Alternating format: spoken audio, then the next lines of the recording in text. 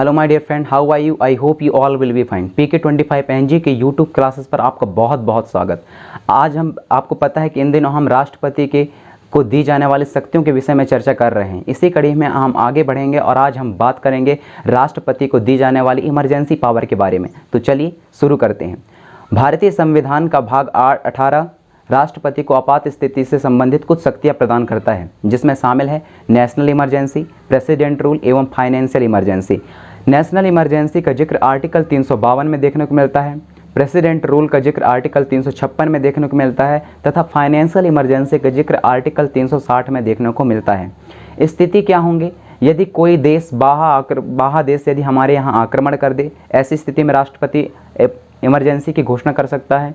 हम किसी युद्ध में शामिल हो जाए, हमारे देश के सैनिक किसी युद्ध में शामिल हो जाए, राष्ट्रपति ऐसी स्थिति में आपातकाल की घोषणा कर सकता है।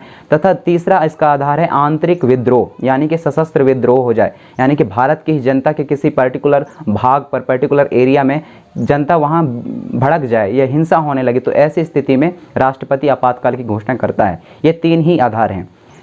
इस नेशनल इमरजेंसी से जुड़े एक महत्वपूर्ण मुद्दे के बारे में चर्चा करते हैं। बात है 1975 की। आपको याद है 25 जून 1975 को इंदिरा गांधी की सरकार द्वारा लिखित आवेदन पर और तत्कालीन राष्ट्रपति फारूक अली अहमद को प्रधानमंत्री इंदिरा गांधी के द्वारा लिखित देने के बाद जो है नेशनल इमरजेंसी लगा दी गई थी। ऐसा क्यों हुआ था? कारण क्या है नेशनल इमरजेंसी? और वो भी सशस्त्र विद्रोह की वजह थी। आंतरिक सुरक्षा में गड़बड़ी एकमात्र वजह था।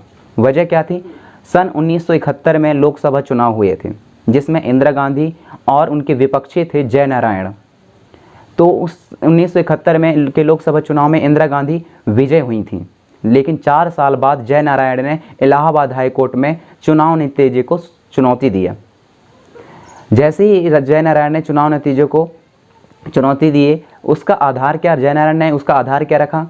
उन्होंने आधार रखा कि इंदिरा गांधी ने सरकारी मशीनरी का दुरुपयोग किया है, इन्होंने आवश्यकता से ज़्यादा पैसे खर्च किए हैं, तथा इसका तीसरा आधार उन्होंने रखा कि इन्होंने जनता मतदाताओं को प्रभावित करने की कोशिश की है। ये 3 आधार थे और इन्हीं 3 आधार को इलाहाबाद हाई कोर्ट के मुख्य न्यायाधीश उस टाइम के जगमोहन लाल सिन्हा, उन्होंने इन तीनों आरोपों को सही पाया और 1971 के चुनाव नतीजों को निरस्त कर दिया और साथ ही इंदिरा गांधी को यह आदेश दिया कि आप इस्तीफा दे दें, और इसी तरीके से जय नारायण को विजय घोषित कर दी गई। उसी टाइम पे वहीं दूसरी ओर बात है गुजरात की, जहां चिमन भाई पटेल जो है कांग्रेस के बड़े नेता थे और उसके विपक्षी पार्टी में जनता मोर्चा विजय प्राप्त की थी। ये दोनों ही असफलताओं ने इंदिरा गांधी को बहुत परेशान कर दिया और उन्होंने रात 25 जून 1975 की रात को राष्ट्रपति से बात की और नेशनल इमरजेंसी की घोषणा कर दी। तत्कालीन राष्ट्रपति फरुख अली अहमद ने नेशनल इमरजेंसी की घोषणा कर दी। 19 महीने बीत गए। बात आई 18 जनवरी 1977 की। 18 जनवरी 1977 मार्च के महीने में ही प्रधानमंत्री ने लोकसभा चुनाव कराने का ऐलान कर दिया, लेकिन 16 मार्च 1977 के लोकसभा चुनाव में इंदिरा गांधी पराजित हो गई और इस तरीके से 25 जून और 26 जून यानी कि 25 जून की रात को काला दिवस के रूप में भी लोग मनाते हैं। चलिए, नेशनल इमरजेंसी लगने के 3 ही आधार हैं, ये आपको पता है। पहला आधार क्या है कि यदि बाह्य देश हमारे यहाँ आक्रमण कर दे। दूसरा आधार क्या है? यदि हम किसी देश पर आक्रमण कर दें या कोई देश के आक्रमण में शामिल हो जाएं। तथा तीसरा इसका आधार है कि हमारे यहाँ आंतरिक असंतोष पैदा हो जाए, यानी कि सशस्त्र विद्रोह होने लगे।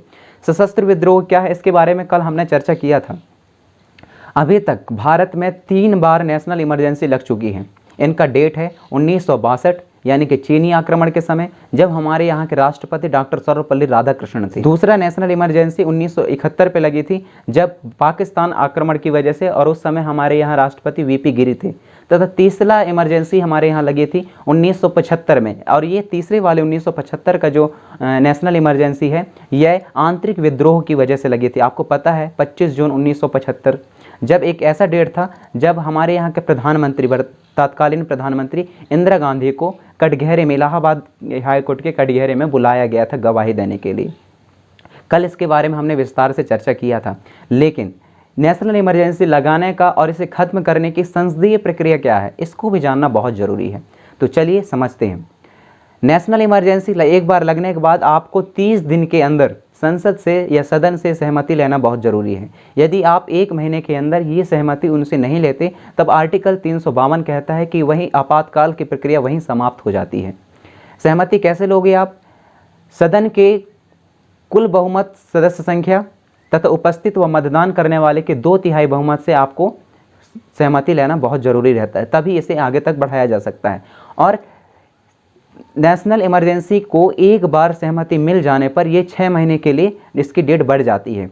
लेकिन इसकी एक बात और यहाँ आती है बात बीच में कि नेशनल इमरजेंसी के अधिकतम समय सीमा क्या है, कब तक ये चलेगा?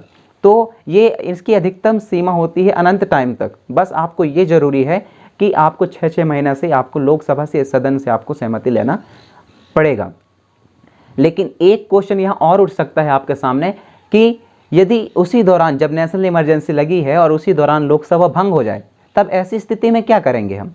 तो ऐसी स्थिति के लिए इस आर्टिकल 352 बखूबी बताता है कि आपको जो वर्तमान में स्थायी सदन है यानी कि राज्यसभा, क्योंकि लोकसभा तो भंग हो चुकी है, तो ऐसी स्थिति में आपको राज्यसभा से 6 महीने में अनुमति या सहमति लेना जरूरी होगा, आपको यदि नेशनल इमरजेंसी को आगे बढ़ाना चाहते हो तब। लेकिन जैसे ही नया लोकसभा चुन करके आती है, नई सरकार जो भी पार्टी बना करके आती है या लोकसभा में, उससे आपको 1 महीने के अंदर ही सहमति लेना होता है। 30 दिनों के अंदर ही आप सहमति ले पाओगे। यदि आप ऐसा नहीं करते या नेशनल इमरजेंसी को सहमति सदन से नहीं मिलती, तब नेशनल इमरजेंसी वहीं खत्म हो जाती है। 352 आर्टिकल इस बात का बखूबी वर्णन करता है। अब हम बात करते हैं नेशनल इमरजेंसी के बाद प्रभाव क्या देखने को मिलते हैं हमें, कौन कौन सी चीज़ें हैं जो हमें झेलने पड़ते हैं या आम जनता झेलती है इन सारी चीज़ों को। तो ड्यूरिंग द नेशनल इमरजेंसी यानी कि जैसे ही आपातकाल लगता है उसके दौरान आपके सारे मौलिक अधिकार का हनन हो जाता है, यानी कि आप अपने सारे मौलिक अधिकारों का उपयोग नहीं कर सकते, सरकार द्वारा निलंबित कर दिए जाते हैं। अब हम बात करते हैं आर्टिकल 358 और आर्टिकल 359 की। इनमें क्या देखने को मिला है और क्या ऐसे चीज़ हैं जो जानने योग्य है, तो चलिए देखते बात है 1978 की। आपको पता है कि जब 25 जून 1975 में नेशनल इमरजेंसी लगी थी आंतरिक विद्रोह की वजह से, तो वह चला था 1977 तक, और 1977 के मार्च के महीने में ही लोकसभा चुनाव हुए थे। और नए उस टाइम पे इंदिरा गांधी लोकसभा चुनाव हार गई थी और उनके जगह पर मोरारजी की सरकार बनी थी। मोरारजी की सरकार ने 44वां संविधान संशोधन किया और मूल संविधान में जो आंतरिक असंतोष शब्द लिखा था उसको हटा करके वहाँ सशस्त्र विद्रोह कर दिया उन्होंने। बात करते हैं आर्टिकल 358 एवं आर्टिकल 359 की। किन बातों का व्याख्यान करते हैं, किन बातों को बताते हैं, देखते हैं। आर्टिकल 359 के अनुसार आर्टिकल 20 एवं 21 को छोड़कर सभी फंडामेंटल राइट्स निलंबित किए जा सकते हैं ड्यूरिंग द नेशनल इमरजेंसी। ये स्वतः ही मौलिक अधिकार सस्पेंड नहीं होते, यह राष्ट्रपति के कई आदेशों से सस्पेंड होता है या करेगा राष्ट्रपति। बात करते हैं आर्टिकल 358 की। आर्टिकल 19 राष्ट्रीय आपातकाल की स्थिति में स्वतः ही निलंबित हो जाएगा, लेकिन राष्ट्रीय आपातकाल सशस्त्र विद्रोह के आधार पर लगाया गया हो तब। तो एक मिनट यहाँ बोला गया है कि यदि राष्ट्रीय आपातकाल सशस्त्र विद्रोह के आधार पर लगाया गया है तो आर्टिकल 19 निलंबित नहीं होगा। बाकी 2 अन्य आधार हैं, बाकी आधार पर ये स्वतः ही निलंबित हो जाते हैं। बात करते हैं कि 1965 की। आप देखे होंगे कि जब हम डिस्कशन कर रहे थे 1962 में नेशनल इमरजेंसी लगी, 1971 में लगी, 1975 में लगी। अभी तक 3 ही बार नेशनल इमरजेंसी लगाई गई है। लेकिन ये 1965 में नेशनल इमरजेंसी क्यों नहीं लगाई गई? क्या वजह है इसकी? आपको पता है क्योंकि 1962 में पहले से ही चीनी आक्रमण की वजह से हमारे यहाँ आपातकाल लगा हुआ था। 1965 में चीनी आक्रमण के कारण जो है यह एक बार और 1965 में नहीं लगाया गया। 1962 से लेकर 1968 तक हमारे यहाँ चीनी आक्रमण की वजह से राष्ट्रीय आपातकाल लगा था। और 1971 में नेशनल इमरजेंसी लगी थी पाकिस्तान आक्रमण की वजह से, लेकिन 1975 में दोबारा क्यों लगाया गया, जबकि 1971 का नेशनल इमरजेंसी 1977 तक चला था। फिर ये 1975 में एक और इमरजेंसी लगाने की वजह क्या थी? एक्चुअली जो 1971 वाला इमरजेंसी था जो 1977 तक जाता है, ये बाह्य आक्रमण की वजह से लगाए गए थे। लेकिन जो एक बार और 1975 में 25 जून 1975 में लगाया गया है, यह आंतरिक विद्रोह इसका आधार था, इंटरनल डिस्टर्बेंस इसका आधार था। मूल संविधान का आर्टिकल 358 डिस्क्रेंस के विषय में स्वतः निलंबित हो सकता है। आर्टिकल 358 चलिए आगे बढ़ते हैं और देखते हैं, बात करते हैं आर्टिकल 250 की। क्या कहता है ये? यदि आर्टिकल 352 के तहत राष्ट्रीय आपातकाल लगा दिया जाए तो राज्य सूची पर कानून बनाने का अधिकार संसद को मिल जाता है। क्या बोल रहा है? यदि आर्टिकल 352 के तहत राष्ट्रीय आपातकाल लगा दिया जाए या राष्ट्रीय आपातकाल यदि लग जाए तो राज्य सूची पर कानून बनाने का अधिकार संसद को मिल जाएगी। लेकिन हमने तो सब तरीके इसके पढ़े, नेशनल इमरजेंसी क्यों लगाई जाती है, संसदीय प्रक्रिया क्या है और नेशनल इमरजेंसी के प्रभाव क्या हैं। लेकिन एक बात ये भी तो जानना जरूरी है कि ये समाप्त कैसे होंगे, समाप्ति के तरीके क्या हैं। तो देखते हैं। राष्ट्रपति के द्वारा कभी भी घोषणा करके इमरजेंसी हटाई जा सकती है। दूसरा, अनुमति संबंध में लोकसभा से 1 महीने के अंदर मिल जाने पर 6 महीने के लिए दोबारा बढ़ जाती है। लेकिन यदि अनुमति 1 महीने के अंदर नहीं मिला तो इमरजेंसी स्वतः ही समाप्त हो जाएगा। और दूसरी बात, यदि एक बार मिल भी गई तो 6 महीने के लिए बढ़ा दिया गया। 6 महीने के बाद आपको पुनः आपको अनुमति सदन से लेना जरूरी रहता है। और दूसरी बार यदि सदन अनुमति नहीं देता, मतलब इमरजेंसी वहीं स्वतः ही समाप्त हो जाती है। आर्टिकल 352 तीसरी आधार भी बताता है कि नेशनल इमरजेंसी कैसे खत्म हो सकती है। House of the people Lok Sabha में कुल संख्या का 1/10 सदस्य इस प्रस्ताव को लोकसभा के समक्ष रखते हैं और यदि संसद का सत्र नहीं चल रहा हो तो राष्ट्रपति के समक्ष प्रस्ताव रख सकते हैं। और राष्ट्रपति 14 दिन के अंदर लोकसभा की बैठक बुलाई जाती है यदि उस बैठक में लोकसभा प्रस्ताव पारित कर देती है तो आपातकाल हटाया जा सकता है। 44वां संविधान संशोधन द्वारा यह आपातकाल किसी पर्टिकुलर भाग पर लगाया जा सकता है, यह मूल संविधान में उल्लेखित नहीं है। चलिए अब देखते हैं राष्ट्रपति शासन को, यानी कि प्रेसिडेंट रूल को। राष्ट्रपति शासन का उल्लेख आर्टिकल 356 में देखने को मिलता है तथा भारतीय संविधान का आर्टिकल 356 राष्ट्रपति शासन को बखूबी वर्णन करता है। क्या है राष्ट्रपति शासन? देखते हैं। किसी राज्य में संविधान के अनुसार शासन ना चल रहा हो, यह संवैधानिक तंत्र की विफलता देखने को मिले, ऐसी स्थिति में और इसी के आधार पर राष्ट्रपति शासन लगाया जाता है। लेकिन हमारे पास एक क्वेश्चन ये उठ सकता है कि हमें कैसे पता चलेगा कि कौन सा राज्य में संविधान के अनुसार शासन व्यवस्था नहीं चल रही है, या कहाँ ऐसा कौन सा क्षेत्र है या कौन सा राज्य जहाँ संविधान के अनुसार संवैधानिक तंत्र की विफलता हो रही है, उसके अनुसार शासन व्यवस्था नहीं चल रही है। तो इसकी जानकारी संबंधित राज्य का राज्यपाल राष्ट्रपति को सौंपता है। कैसे? आपको पता है कि हमारे यहाँ मिनिस्ट्री ऑफ होम अफेयर यानी कि होम मिनिस्ट्री है। होम मिनिस्ट्री में बहुत सारे अलग अलग डिपार्टमेंट शामिल रहते हैं।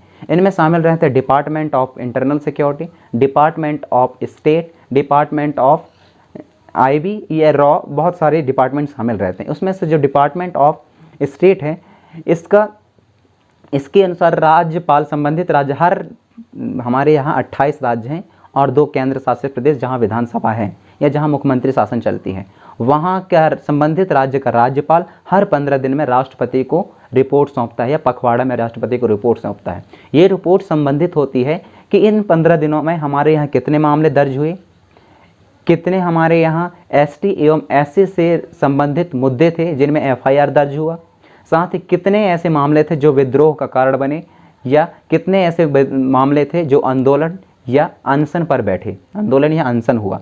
तो ये सारा चीज़ राष्ट्रपति के पास संबंधित राज्य का राज्यपाल सौंपता है हर 15 दिनों में। और जैसे ही संबंधित राज्य का राज्यपाल जैसे ही ये report ministry of home affair या मिनिस्ट्री ऑफ होम मिनिस्ट्री को सौंपता है, राष्ट्रपति के पास इसकी जानकारी देता है, तब यदि इसके अनुसार राष्ट्रपति को लगे कि यहाँ मामले ज़्यादा बढ़ रहे हैं इनकी या मामले कम हो रहे हैं, ज़्यादा बढ़ रहे होंगे, तभी राष्ट्रपति शासन लगाया जाएगा, ये आपको पता है। जैसे ही राष्ट्रपति को पता चले तथा होम मिनिस्ट्री को ये बात लगने लगे कि यहाँ संविधान के अनुसार शासन व्यवस्था नहीं चल रही है, यानी कि संवैधानिक विफलता या संवैधानिक तंत्र के विफल हो रहा है, तब ऐसी स्थिति में उस संबंधित राज्य का जिस राज्य का राज्यपाल इस तरीके से राष्ट्रपति को या होम मिनिस्टर को इस तरीके से जानकारी या रिपोर्ट सौंपा है, उस राज्य की विधानसभा को भंग किया जा सकता है, वहाँ की सरकार को बर्खास्त किया जा सकता है, और साथ ही जितने भी राज्य सरकार जो कानून बनाती हैं, संबंधित राज्य का कानून बनाने का अधिकार संसद के पास चली जाती हैं। लेकिन यहाँ एक क्वेश्चन और उठ सकता है, क्या एकमात्र वजह यही है कि जब राज्यपाल होम मिनिस्ट्री को रिपोर्ट सौंपेगा तभी हमें पता चलेगा कि यहाँ संवैधानिक तंत्र की विफल हो गई है या संविधान के अनुसार शासन नहीं चल रहा है? नहीं, राष्ट्रपति को कोई और भी डिपार्टमेंट से यदि इस तरीके से जानकारी मिलती है और उसका जानकारी यदि सही है, तब ऐसी स्थिति में भी राष्ट्रपति शासन लगाया जा सकता है संबंधित राज्य में। और हम इनके तथ्यों को और अच्छे से समझते हैं कि और हैं क्या। प्रेसिडेंट रूल यानी राष्ट्रपति शासन के संदर्भ में बात कर रहे थे हम। अब इसी में हम बात करेंगे आर्टिकल 355 और आर्टिकल 365 का जिक्र। क्या कहते हैं ये? राजनीति में संघ के हस्तक्षेप की जरूरत क्यों है? संघ सरकार सेंट्रल गवर्नमेंट का दायित्व है कि वह बाह्य आक्रमण से बचाए, आंतरिक शांति कायम करे, संविधान की पालना को सुनिश्चित करे। आर्टिकल 355 इन तीनों बातों का उल्लेख करता है।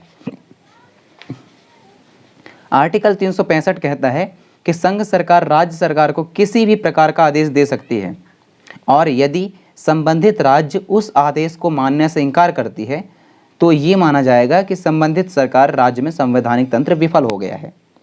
आप तीसरा आधार भी समझ गए होंगे। बात करते हैं आर्टिकल 356 की, जिसमें राष्ट्रपति शासन लगाने की प्रावधान दे रखी है हमारे संविधान ने। इसमें राष्ट्रपति शासन की अवधि के बारे में भी बताया गया है। क्या है? राष्ट्रपति शासन संसद की अनुमति के बिना भी 2 महीने तक लगा सकते हैं, लेकिन इन 2 महीने के अंदर संसद से अनुमति जरूरी है। यदि हम राष्ट्रपति शासन की अवधि बढ़ाना चाहते हैं तो संसद की अनुमति के बाद यह अवधि 6 महीने के लिए प्रभावी हो जाता है। और जो 6 महीने का टाइम पीरियड है, यह हमने 44वां संविधान संशोधन मोरारजी देसाई की सरकार द्वारा इसकी प्रावधान किया है। लेकिन इन 2 महीने में अनुमति नहीं मिलने पर यह स्वतः ही समाप्त हो जाता है। संसद अपनी सामान्य बहुमत से अनुमति दे सकते हैं। भारत शासन अधिनियम अवधि 1 साल तक रहता है। राष्ट्रपति शासन अधिकतम अवधि 1 साल तक रहता है। विशेष परिस्थिति में यह अवधि अधिकतम 3 साल तक हो सकती है। स्थिति क्या होंगे? यदि पहले से 352 के तहत नेशनल इमरजेंसी लगी हुई है, तब इस स्थिति में यह अवधि अधिकतम 3 साल हो जाता है। कौन सी? ये राष्ट्रपति शासन वाली अवधि 3 साल हो जाती है। आर्टिकल 324 कहता है कि चुनाव आयोग विधानसभा का चुनाव कराती है। यदि चुनाव आयोग लिख कर दे दे कि उस स्थिति में भी अवधि बढ़ाई जा सकती है। मतलब एक तरीके से कह सकते हैं कि यहाँ ये 3 साल तक इसके अधिकतम अवधि राष्ट्रपति शासन की बढ़ाई जा सकती है। लेकिन बोल रहा है, वो कहता है कि चुनाव आयोग यदि विधानसभा उस क्षेत्र में विधानसभा चुनाव चल रही है और यदि चुनाव आयोग ये लिख करके दे दे कि इस राष्ट्रपति के शासन की अवधि को बढ़ाया जाए तो यह बढ़ाया जा सकता है। और इसका एग्जाम्पल हमें देखने को मिलता है पंजाब राज्य को छोड़कर, वहाँ लगातार 7 साल तक राष्ट्रपति शासन लगाया गया था। वजह क्या थी? आतंकी संगठन का क्षेत्र होने की वजह से बहुत आतंकी हमले होते थे। और दूसरा भी प्रेजेंट वाला न्यूज़ हमारे सामने पड़ी है, जब महाराष्ट्र में अभी सियासी सरकार डगमगाई हुई थी, मतलब कौन राज्य सरकार में बैठेगा इसका निर्णय ही नहीं हो पा रहा था, तब आपको पता है राष्ट्रपति शासन लग गई थी महाराष्ट्र में, जब एक ही दिन फडणवीस को शपथ दिला दिया गया और मंत्री बना दिए गए। लेकिन बाद में गठबंधन की सरकार बनी और अभी वो गठबंधन वाली सरकार ही चल रही है। बात करते हैं 26 जनवरी 1950 से लेकर 26 जनवरी 1950 से लेकर के 2018 तक अब तक 125 बार राष्ट्रपति शासन लग चुके हैं। कितनी बार? ध्यान रखना, ये रिकॉर्ड है 125 बार। और अभी का जो डाटा हम बता रहे हैं 2019 की, ये 2019 से 20 है समथिंग, तो ये दो इनकी संख्या हो जाएगी 126 बार हो जाएगी, क्योंकि ये अभी ये वाला जो है महाराष्ट्र में लगाई गई थी। मैं यहाँ का जिक्र केवल 26 जनवरी 1950 से 2018 तक का जिक्र किया गया कि 125 बार लगी है, लेकिन इसमें जो राष्ट्रपति शासन अभी महाराष्ट्र में लगा था उसका जिक्र नहीं किया गया, तो एक और बढ़ा दीजिए आप वहाँ। संविधान निर्माता सोचते थे कि आप तो संघ सरकार को राज्य सरकार के गले की डोरी थमा रहे हो, मतलब कि केंद्र सरकार के पास रस्सी पड़ी है और उसका दूसरा हिस्सा गले में, मतलब राज्य सरकार के गले में बंधा हुआ है। ऐसा क्यों? आर्टिकल 356 बहुत विवाद में रहा इसी वजह से, लेकिन ऐसा नहीं है। शासन ज़्यादा से ज़्यादा गंभीर स्थिति में ही लागू की जाएंगी। कौन से? राष्ट्रपति शासन ज़्यादा जब गंभीर स्थिति रहे तभी लागू की जाती हैं। अब हम देख लेते हैं कि कौन से राज्य में कितने बार लगा है। सबसे पहले पंजाब का नाम है 1953 में पैप्सो। पैप्सो क्या था? Patiala and east Punjab state union, सबसे पहले राष्ट्रपति शासन लगाया गया था। उत्तर प्रदेश में यह संख्या 10 बार है। मणिपुर में राष्ट्रपति शासन की संख्या 9 बार है। सबसे अधिक समय तक 2000 दिनों तक पंजाब में लगाया गया था, 8 बार तक। छत्तीसगढ़ का गठन 2000 में हुआ और तेलंगाना का गठन 2014 में हुआ, तो इस वजह से यहाँ राष्ट्रपति शासन एक भी बार नहीं लगाया गया है। राजस्थान में भी कई बार लगे, 1967, 1977, 1980 या 1992। 42वां संविधान संशोधन 1976, राष्ट्रपति शासन की अवधि 1 साल तक बढ़ा दी गई थी, लेकिन 44वां संविधान संशोधन 1978 द्वारा यहाँ 1 साल से घटाकर इसे 6 महीने दोबारा कर दिया गया। इसका क्या मतलब है कि हर 6 महीने में संसद से आपको अनुमति जरूरी है। ये 44वां संविधान संशोधन द्वारा कर दिया गया, जबकि 42वां संविधान संशोधन में यह अवधि 1 साल की थी। राष्ट्रपति शासन को कोर्ट में चुनौती दी जा सकती है। एग्जाम्पल कैसे देखने को मिलेंगे? उदाहरण में आप शामिल करिए 2016, 26 जनवरी 2016 अरुणाचल प्रदेश के मामले में चुनौती दी गई थी। मार्च 2016 उत्तराखंड में उत्तराखंड की सरकार ने इसे हाई कोर्ट में चीफ जस्टिस जोसेफ साहब के समक्ष चैलेंज किया था और कोर्ट ने राष्ट्रपति शासन को बर्खास्त भी कर दिया था। अब आप सोच सकते हो कि कितना प्रभावी है शासन। राष्ट्र जी दिल्ली एवं पांडुचेरी जम्मू एंड कश्मीर की स्थिति भी आर्टिकल 370 जम्मू एंड कश्मीर को विशेष राज्य का दर्जा देता था। अब तो यह हटा दी गई है।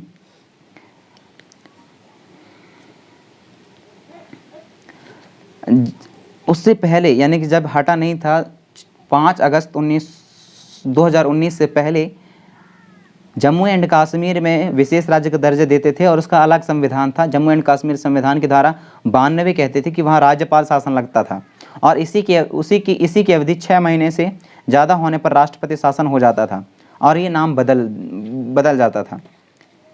दिल्ली में राष्ट्रपति शासन आर्टिकल 356 के तहत राष्ट्रपति शासन नहीं लगता। 69वां संविधान संशोधन 1992 के तहत हमने 239 में ए और 239 में ए एवं 239 बी ये 2 नए आर्टिकल जोड़े। इसके तहत दिल्ली 239 ए बी इसके तहत दिल्ली राष्ट्रपति शासन लगेगा या लगता है ये नया आर्टिकल की वजह से। पहले नहीं लगता था। केजरीवाल की सरकार द्वारा 49 दिन का। बात करते हैं SR Bommai versus union of India के मामले में 1994 का मामला है, जिसमें सुप्रीम कोर्ट ने कहा कि राज्यपालों को इसका निर्णय राज्य भवन में नहीं विधान भवन में होनी चाहिए। चलिए, राष्ट्रपति की आपातकाल शक्तियों हम पढ़ रहे हैं। इसी में शामिल है एक और शक्ति इमरजेंसी जिसको हम कहते हैं फाइनेंशियल इमरजेंसी। फाइनेंशियल इमरजेंसी कब लगाई जाती है तथा इनके प्रभाव क्या हैं, देखते हैं। किसी भी प्रकार के राज्य का यदि खाद्य संकट यानी खाद्य संकट से गुजर रहा हो, यानी कि अंतर्राष्ट्रीय व्यापार में संकट समस्या पैदा हो गई हो, अर्थव्यवस्था की समस्या पैदा हो गई हो, तो ऐसी स्थिति में फाइनेंशियल इमरजेंसी लगाई जाती है। इसके प्रभाव क्या रहेंगे? इसके प्रभाव रहेंगे राष्ट्रपति जो न्यायाधीश रहते हैं उनके वेतन कम किए जा सकते हैं। दूसरा प्रभाव क्या रहे?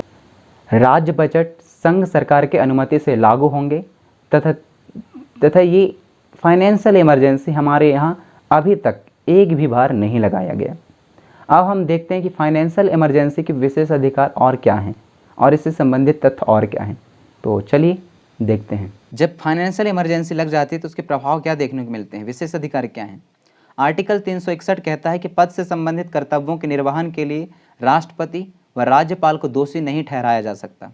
किसी भी न्यायालय में राष्ट्रपति राज्यपाल के खिलाफ पदावधि तक आपराधिक कार्यवाही ना तो प्रारंभ की जा सकती न चालू रखी जाएंगी।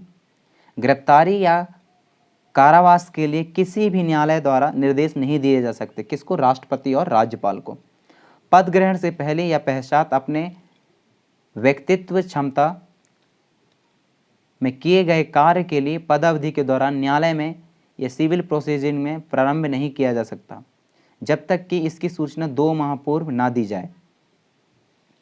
बात करते हैं स्वशक्ति डिस्क्रेशनरी पावर की। लोकसभा में गठबंधन की सरकार में विशेष बहुमत न मिलने पर स्वशक्ति प्राप्त होती है। प्रधानमंत्री की नियुक्ति के संदर्भ में स्वशक्ति होती है और लोकसभा में बहुमत का समर्थन खो दिया हो तब, और इसका एग्जाम्पल इंदिरा गांधी की मृत्यु के बाद का मामला आप समझ सकते हैं। इसके ओके फ्रेंड्स, आई होप कि आपको सबको समझ में आया होगा। राष्ट्रपति के नेशनल इमरजेंसी पावर के बारे में हम चर्चा कर रहे थे पिछले कुछ दिनों से और ये थोड़ा सा लंबा टॉपिक था, लेकिन इन तीनों को ही समझना बहुत ज़रूरी है। नेशनल इमरजेंसी, राष्ट्रपति शासन और तीसरा क्या है? Financial emergency. सेकेंड क्या है? President rule. इन तीनों को समझना बहुत ज़रूरी है। ये एग्ज़ाम की दृष्टि से भी बहुत महत्वपूर्ण है और जो नेट वाले एग्ज़ाम के बच्चे होते हैं उनको भी इससे संबंधित प्रश्न पूछे जाते हैं। आई होप कि आपको अच्छे से समझ में आया होगा। और यदि राष्ट्रपति शासन से संबंधित और राष्ट्रपति के नेशनल आपातकालीन शक्तियों के बारे में यदि कहीं भी कोई डाउट है तो प्लीज़ आप कमेंट कर सकते हैं। मिलते हैं नेक्स्ट वीडियो में जिसमें हम बात करेंगे वाइस प्रेसिडेंट की। तब तक आप सब अपना ख्याल रखिए। आपको बहुत बहुत धन्यवाद। Thank you.